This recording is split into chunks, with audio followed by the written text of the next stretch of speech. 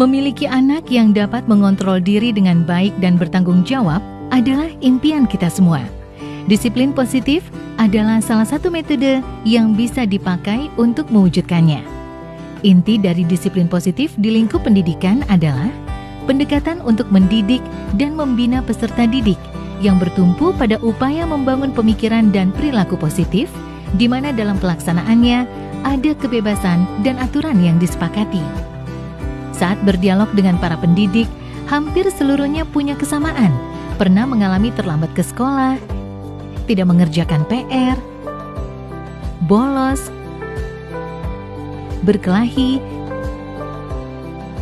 dan berperilaku tidak tepat lainnya.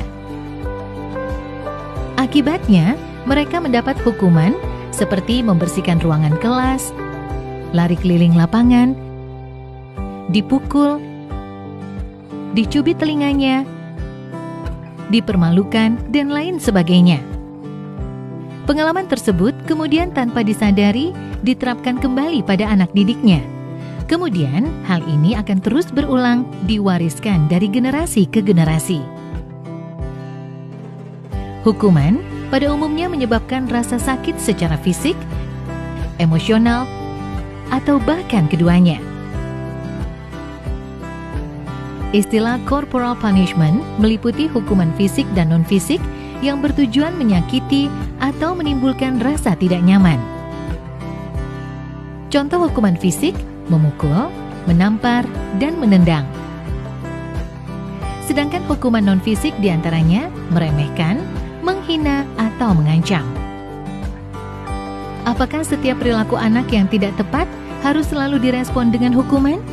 Disinilah pentingnya bagi kita memahami tahap perkembangan anak agar dapat merespon perilaku mereka dengan tepat. Setiap anak memiliki kecepatan pertumbuhan yang berbeda-beda. Sangat penting bagi pendidik untuk memahami dengan baik konsep tumbuh kembang anak agar dapat memegangnya sebagai prinsip dasar proses mendidik. Anak usia balita biasanya senang berlarian. Sementara anak usia sekolah dasar cenderung lebih mempercayai guru dan teman-temannya. Kemudian anak SMP yang ada di masa pubertas senang mencoba hal baru dan sedang mengembangkan identitasnya. Apa yang dilihat dan didengar secara terus-menerus akan menjadi keyakinan bagi mereka dan sekaligus membentuk ekspresi serta perilakunya. Lalu, bagaimana mengatasi konflik ketika perilaku anak tidak sesuai dengan harapan orang dewasa? Konsekuensi logis di dalam disiplin positiflah jawabannya. Konsekuensi logis adalah konsep paling dasar dalam logika. Dalam pendidikan, konsekuensi logis fokus pada solusi. Anak akan diajari mentaati aturan atas dasar kesadaran dan tanggung jawab. Anak juga mendapat penjelasan mengenai konsekuensi tindakan dan empati. Ada 2 syarat kondisi dan 4 prinsip dalam penerapan konsekuensi logis. 2 syarat kondisinya yaitu membangun koneksi sebelum mengoreksi perilaku dan selalu bertanya, bukan menasehati. Kemudian 4 prinsipnya adalah 1. Beralasan, 2. Berkaitan, 3. Menghargai, 4. Membantu. Dengan arahan konsekuensi logis ini, pendidik tetap harus secara konsisten memberi dukungan yang positif kepada peserta didik. Merasakan pujian dan cinta dari orang lain seperti guru, orang tua, dan teman-teman membuat anak terdorong untuk berperilaku baik dan positif. Kalimat seperti, "Saya telah melihat kerja kerasmu. Saya percaya bahwa kamu dapat melakukan yang lebih baik ke depannya." Semangat seperti itu tentu akan sangat berarti bagi mereka. Beberapa hal yang perlu diperhatikan saat memberikan dorongan positif diantaranya, mata dan nada suara kita sangat penting dalam menyampaikan pesan. Hindari membandingkan anak, fokuslah pada kekuatan dan perilaku positif mereka.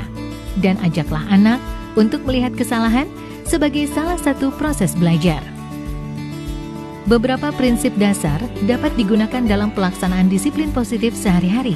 Di antaranya yaitu, pastikan kita selalu mendengarkan sebelum memberikan pendapat atau keputusan. Bedakan antara perilaku dengan kepribadian anak. Kembangkan rasa saling menghargai. Jangan sungkan memberikan dorongan atau pujian. Dan pastinya, gunakan konsekuensi logis dalam mengatasi perilaku anak. Semua upaya yang kita lakukan bertujuan untuk membuat lingkungan berkembang dan belajar yang inklusif, aman, dan nyaman bagi anak. Situasi kondusif diharapkan dapat mendorong mereka mencapai prestasi yang setinggi-tingginya. Pendekatan disiplin positif sejauh ini telah menjadi metode yang mendukung agar anak dapat bertumbuh sesuai dengan potensinya dan membuat mereka dengan penuh kesadaran mengerti makna tanggung jawab atas pilihannya.